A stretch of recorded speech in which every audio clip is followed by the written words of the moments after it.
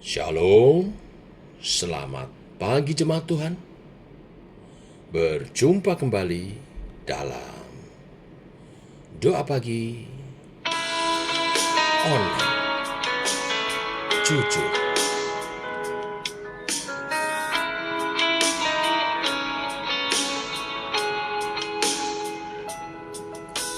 Jujur kadang ku tak sanggup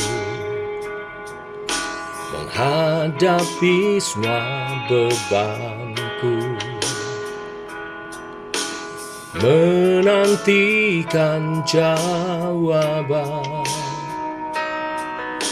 menolak untuk menyerah. Ku tahu Kau Tuhan yang sanggup menolong dalam sesatku. Namun meskipun Kau belum, ku kan tetap menyembah-Mu. Ku kan menyanyi sampai jiwaku percaya, sampai hatiku mendengar lagu pengharapan. Ku kan berserah, ku tahu aku tak sendiri. Ku yakin Kau mengasihiku,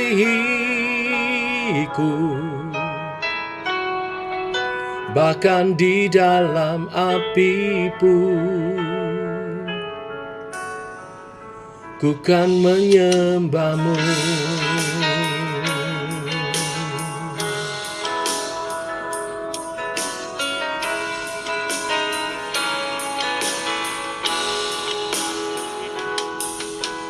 Jujur kadang aku lalai,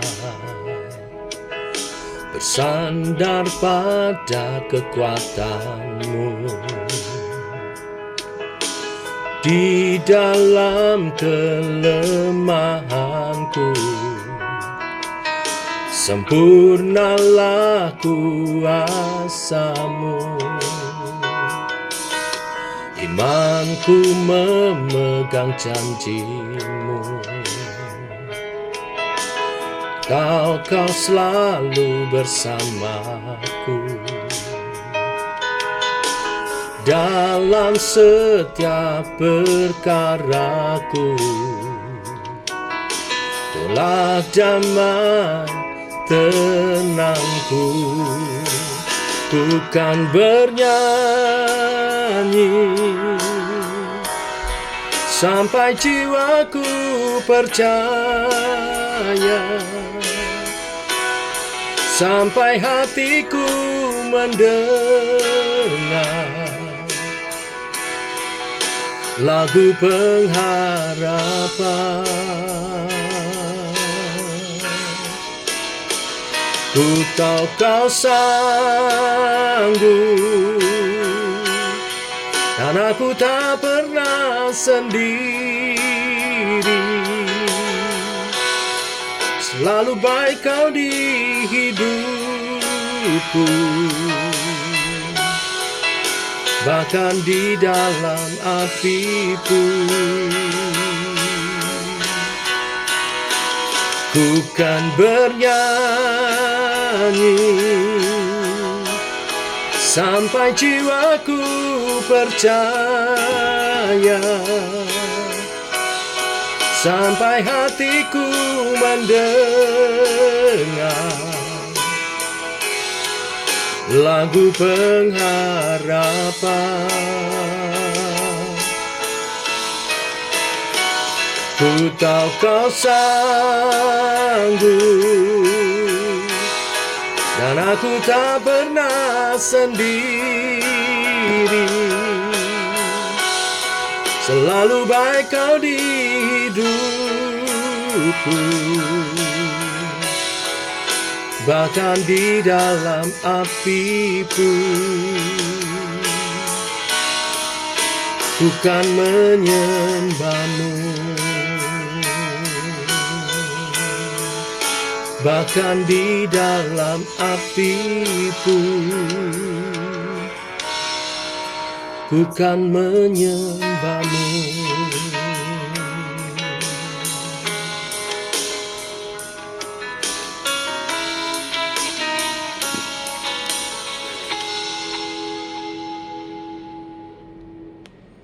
Tiba waktunya untuk kami merenungkan firman-Mu.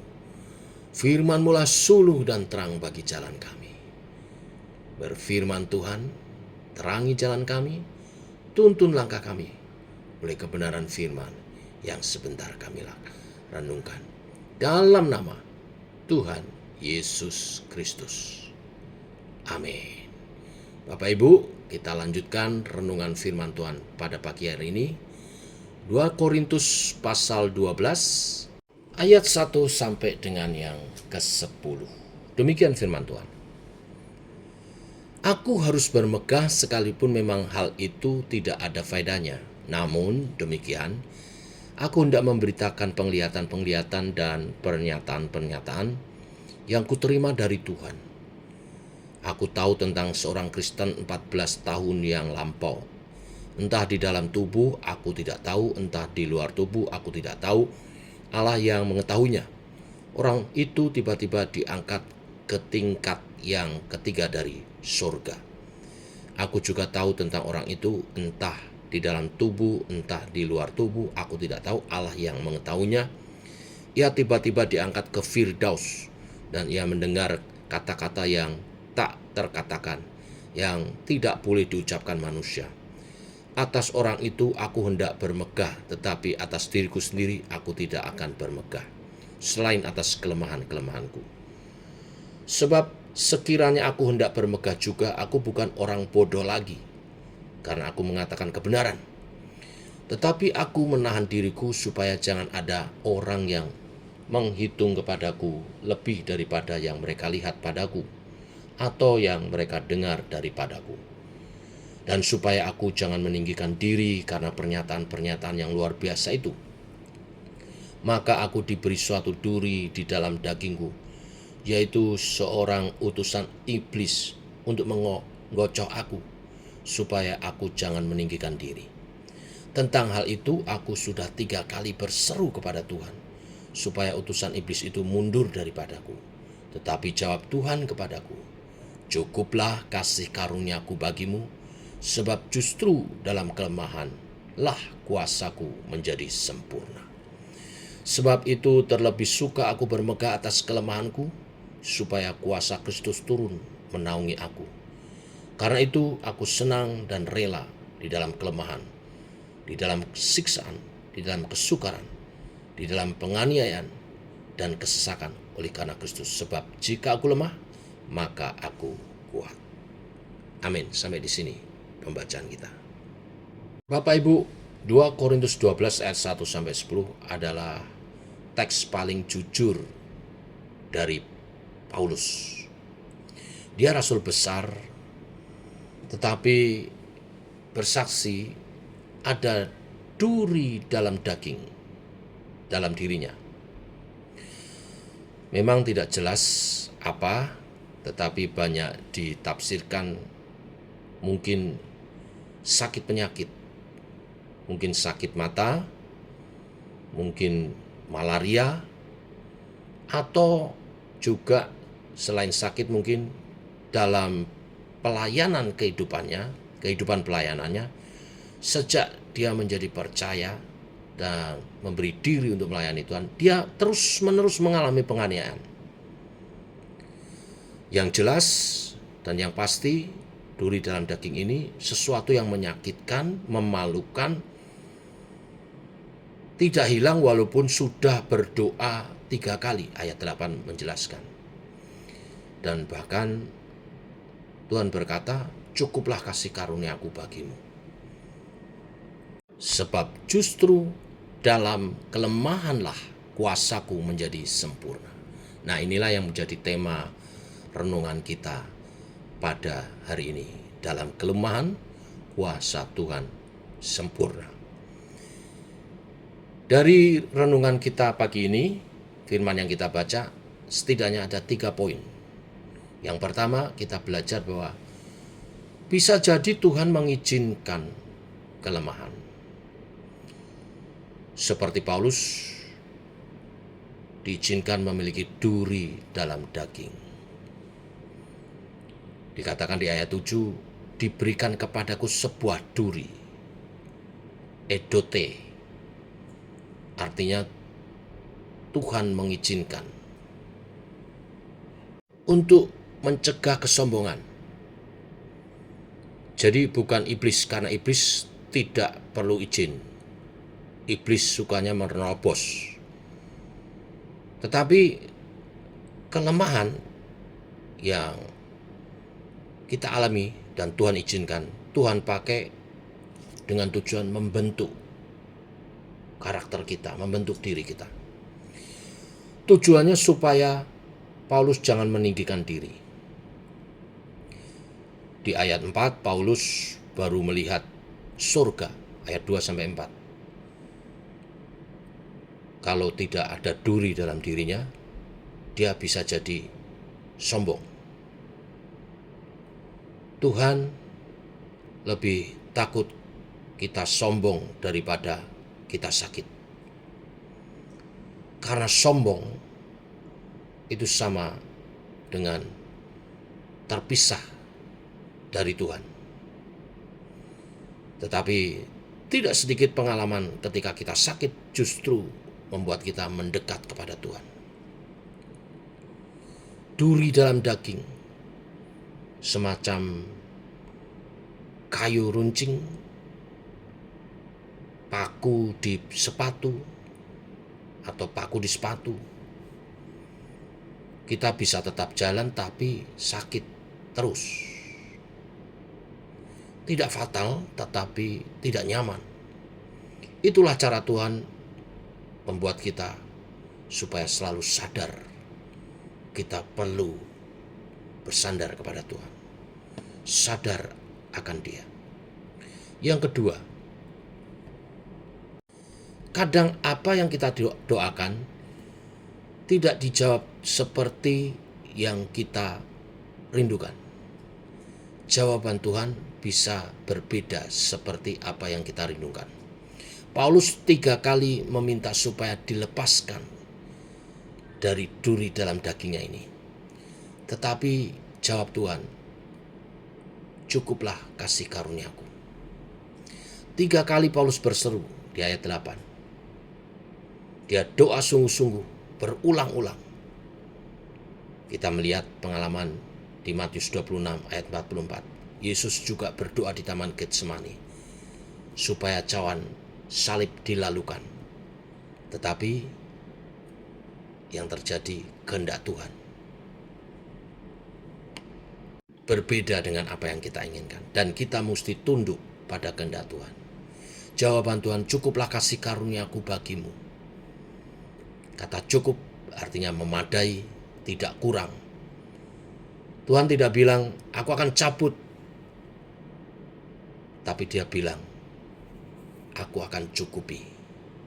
Jadi berhenti berdoa, Tuhan angkat durinya, Tuhan lalukan masalahnya.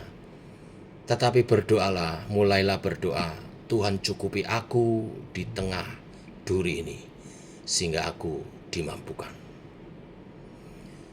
Lalu firman-Nya berkata, sebab justru dalam kelemahan kuasaku menjadi sempurna. Saat kita dimampukan menghadapi kelemahan kita, kita akan melihat kuasa Tuhan yang sempurna. Dan akhirnya bagian yang ketiga, kita lihat respon Paulus. Dia bermegah dalam kelemahan. Ini paradok Injil. Kalah di mata dunia, tetapi menang di mata Allah. Di ayat 9 dia berkata, sebab itu aku lebih suka bermegah atas kelemahanku. Karena itu aku senang dan rela dalam kelemahan. Sebab jika aku lemah, maka aku kuat. Karena dia tahu ketika dalam kelemahan, Tuhan menyatakan kekuatannya, menyanggupkan dia menerima tanpa harus menggerutu. Tetap percaya, tetap beriman, tetap percaya rencana Tuhan baik walaupun masalah masih berjalan. Justru inilah iman yang luar biasa. Respon Paulus bermegah dalam kelemahan karena kuasa Tuhan nyata sempurna. Saya tutup dengan ilustrasi. Di Jepang ada seni kintsugi, yaitu seni membuat keramik yang cantik, tetapi ketika keramik itu sudah jadi bagus, sempurna, justru dipecahkan. Bahkan dipecahkannya sampai hancur. Tetapi kemudian pecahan-pecahan keramik itu, vas bunga yang berbentuk vas bunga itu disusun kembali dengan dilekatkan memakai emas sampai terbentuk vas bunga kembali, tetapi dengan alur-alur retakan dari emas. Dan ketika itu selesai jadi, nilai karya seni ini menjadi berkali-kali lipat dari sekedar keramik vas bunga biasa. Nilainya bisa berkali-kali lipat, bahkan sangat mahal. Demikian kehidupan kita. Ada kalanya Tuhan izinkan jatuh, retak, tetapi Tuhan tidak pernah tinggalkan. Tuhan tidak berhenti di tengah jalan. Tuhan terus memproses diri kita. Izinkan Tuhan memproses. Mari berproses dengan Tuhan. Walaupun secara daging sangat tidak nyaman, tetapi yakinlah Tuhan berkarya membentuk karakter-karakter indah. Dan ketika kita berproses, saudara akan melihat justru dalam kelemahan kuasa Tuhan sempurna membentuk saudara makin serupa dengan Kristus, makin bernilai bagi kemuliaan namanya. Sehingga ketika dunia melihat, dunia memuji Tuhan, bukan diri kita. Karena orang yang jatuh remuk biasanya hancur, tapi oleh Tuhan, melalui kesaksian hidup kita, mereka melihat Tuhan membentuk kembali, membangkitkan kita kembali menjadi pribadi-pribadi yang mulia. Mari kita berdoa. Bapa, kami mengucap syukur oleh kasih dan anugerah-Mu, rahmat-Mu baru. Demikian pagi ini, Engkau meneguhkan setiap kami oleh kebenaran firman-Mu, bahwa dalam kehidupan kami mengikut Tuhan, seringkali Tuhan izinkan penderitaan datang, jatuh dan menjadi retak, bahkan mungkin hancur. Tetapi Tuhan tidak pernah meninggalkan kami. Tuhan mengumpulkan hidup kami yang hancur itu dan menyusun kami kembali dengan kasih-Mu yang mulia, membentuk kami menjadi bejana yang indah, yang mulia di mata-Mu. Dan Engkau menaruh harta surgawi, Injil keselamatan untuk kami bagikan kepada setiap orang. Demikian hidup kami dalam kelemahan, kemuliaan-Mu nyata.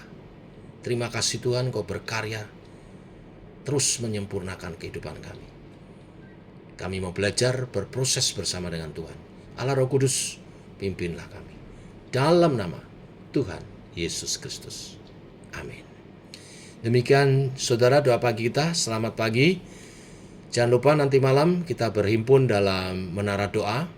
Ada pembicara spesial dari Sulawesi yang pasti akan memberkati kita. Tuhan memberkati. Shalom.